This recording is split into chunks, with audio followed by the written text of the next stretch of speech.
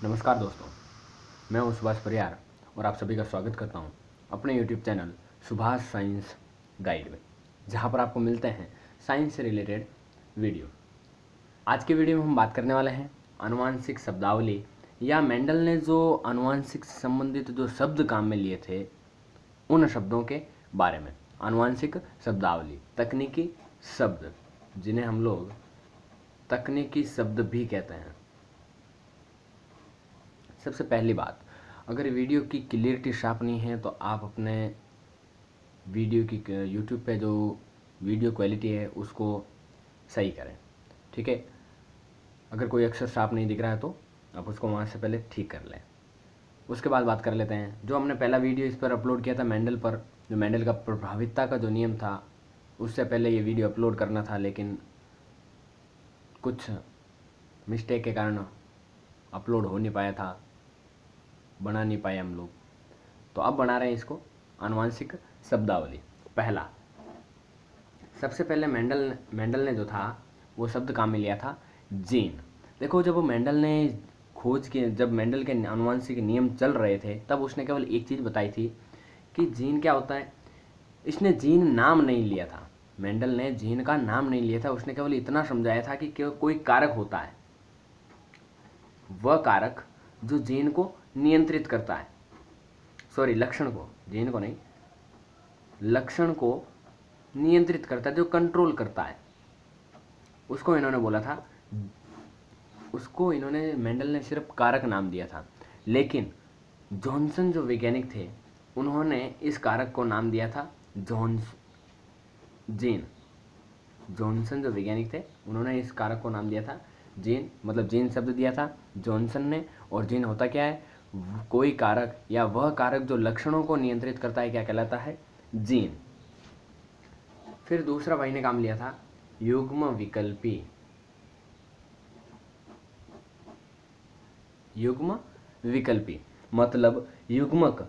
देखो, सभी को पता है कि युग्मक तो दो होते हैं, ठीक है, और युग्म विकल्पी नाम आ गया, मतलब सॉरी, युग्मक तो एक होता है लेकिन युग्म विकल्पी नाम आ गया मतलब दो होते हैं, ठीक है। युग्म विकल्प मतलब एक ही लक्षण को, सीधे और सरल भाषा में बोलें तो एक ही लक्षण को नियंत्रित करने वाले जीन, एक ही लक्षण को नियंत्रित करने वाले जीन दो होते हैं। कितने होते हैं? दो होते हैं, ठीक है। जैसे हमें मेंडल ने जो उदाहरण लिए थे उसके अंदर बोला था कि पहला हो गया, जैसे उसने लिया लंबापन, पादप अगर कोई लंबा है तो वो हो गया लंबापन, और दूसरा हो गया इसी पर बोनापन। मतलब दोनों जो लक्षण है, एक लंबापन और दूसरा बोनापन, दोनों लक्षणों को कंट्रोल कौन कर रहा है, एक ही लक्षण, एक ही जीन कंट्रोल कर रहा है। इसीलिए लंबापन और बोनापन क्या हो गए, इसके युग्म विकल्प हो गए, युग्मों के मध्य विकल्प, ठीक है। विकल्प लंबापन और बोनापन, ये क्या हो गए, इनके विकल्प, युग्म विकल्पी। फिर तीसरा नंबर बात ली थी उसने समयुग्मजी। तीसरी नंबर जो बात थी वो थी समयुग्मजी। जैसा नाम से पता चल रहा है, देखो, सम का मतलब होता है समान और युग्म का मतलब होता है युग्मक। समान युग्मक मतलब कैसे, वे सॉरी, जब किसी लक्षण को नियंत्रित करने वाले जीन के दोनों विकल्प, दोनों युग्मक क्या हो, समान। उदाहरण लिया हमने, जैसे कैपिटल टी, ये पहला युग्मक, ये दूसरा युग्मक, दोनों भी युग्मक समान हैं तो क्या हो गया, सम युग्मजी। भई पर हाथ रहणो बोच कहीं एगो सम युग्मजी। और इन्हीं आधार माते चौथो नंबर शब्द लियो ओ विषम युग्मजी।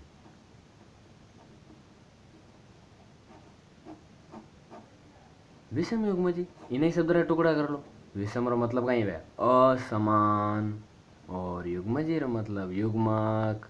जब किसी लक्षण को नियंत्रित करने वाले दोनों कारक या दोनों जीन के जो दोनों कारक, दोनों जो होते हैं युग्मक, वो क्या हो, भिन्न भिन्न हो। जैसे समयुग्मजी में तो कैपिटल टी हो गया, तो वैसे ही विषम युग्मजी में कैपिटल टी के साथ स्मॉल टी, इसको हम बोलते हैं अशुद्ध लंबे, ठीक है। फिर 5वां नंबर जो शब्द उन्होंने काम में लिया था वो था अपने लक्षण प्रारूप।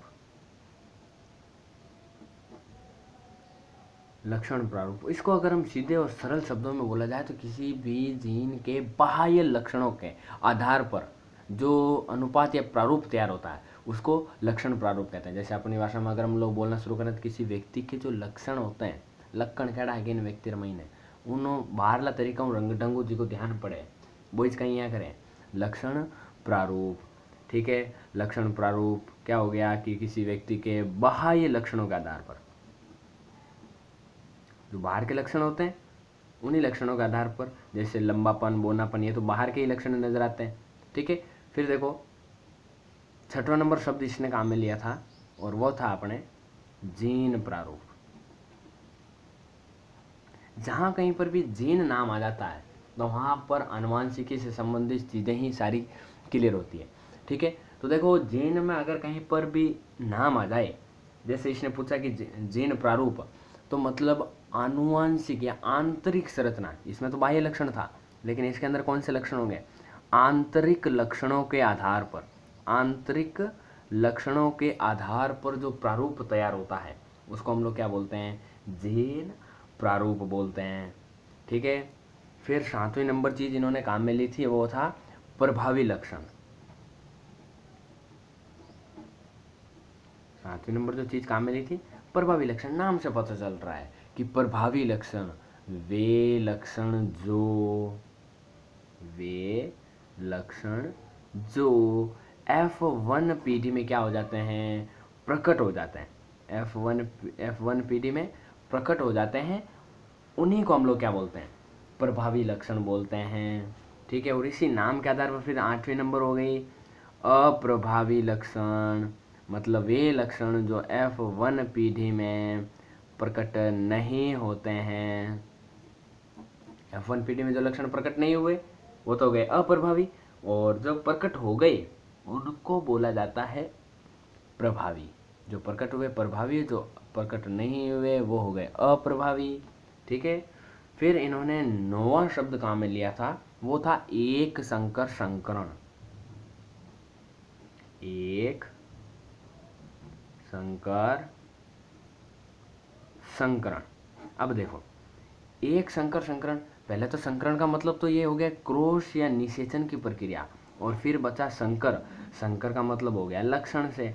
ठीक है, एक संकर संकरण ऐसा संकरण जिसमें केवल एक लक्षण को लेकर ही प्रयोग किया गया हो, क्या कहलाता है, एक लक्षण की वंशानुगति का अध्ययन क्या किया जाता है, वो क्या हो गया, एक संकर संकरण।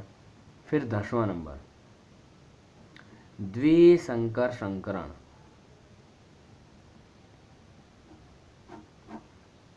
इसमें एक लक्षण, एक संकर संकरण में केवल एक लक्षण काम में लिया था, तो द्विसंकर संकरण में क्या हो गया, जिसमें दो लक्षणों का वंशानुगति का अध्ययन एक साथ किया जाता है, वो क्या हो गया, द्विसंकर संकरण। ठीक है, टोटली 10 हो गए और अभी 10 और बाकी है, कहीं वीडियो लंबा ना हो जाए इसीलिए 10 को मैं अगले वीडियो में दूंगा। पहला था जीन, दूसरा युग्म विकल्पी, तीसरा सम युग्मजी, चौथा विषम युग्मजी, 5वां लक्षण प्रारूप, 6वां जीन प्रारूप, 7वां प्रारूप प्रभावी लक्षण, 8वां अप्रभावी लक्षण, 9वां एक संकर संकरण और लास्ट 10वां हो गया द्विसंकर संकरण। ठीक है, आगे के अपलोड करते हैं अलग वीडियो में। Thank you.